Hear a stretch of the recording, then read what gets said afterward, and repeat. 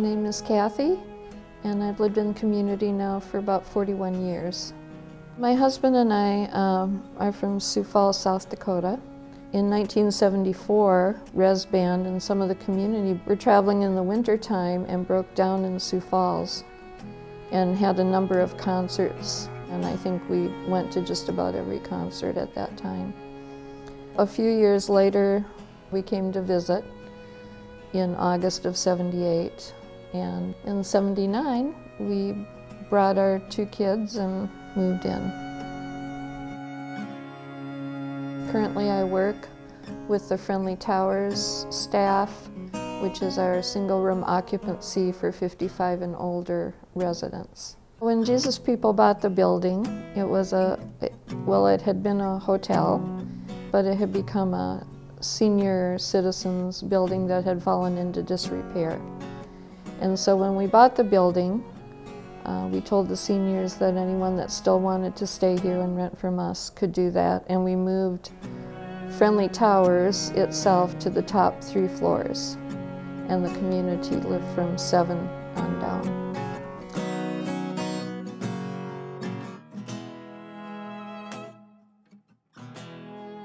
It's been challenging the whole time because there have been a lot of changes. Community is a very fragile thing in many ways, and I think it's only by the grace of God that we are still together and working toward the kingdom. And some things you might be more involved in than others. You know, there might be things that the community go, but you can still be a part. You can still support it even though you're not in it. And then there's other things you may feel you really want to be on the front line with. And so that's kind of the joy of being with Christians that are, you know, continually trying to progress and move in the direction the Lord is leading. My mother also lived here for a number of years. She moved in '90, and she was going through some mental health issues. She lived with us for about 15 years before she passed away, and she did get better.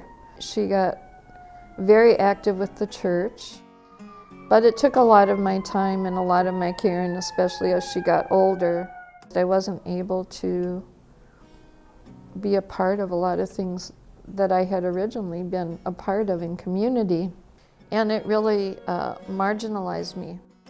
The community didn't make me feel marginalized, but I was marginalized just by the fact that I'd been taking care of my mom and not involved and not a part. And I also, once she passed away, went through a time of really feeling a desert experience because I had to be focused on her. I would never been able to do it.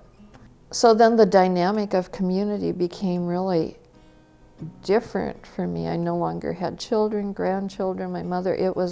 So that's part of that desert experience and that loss, because now it was just Tony and I, and we lived so long the other way.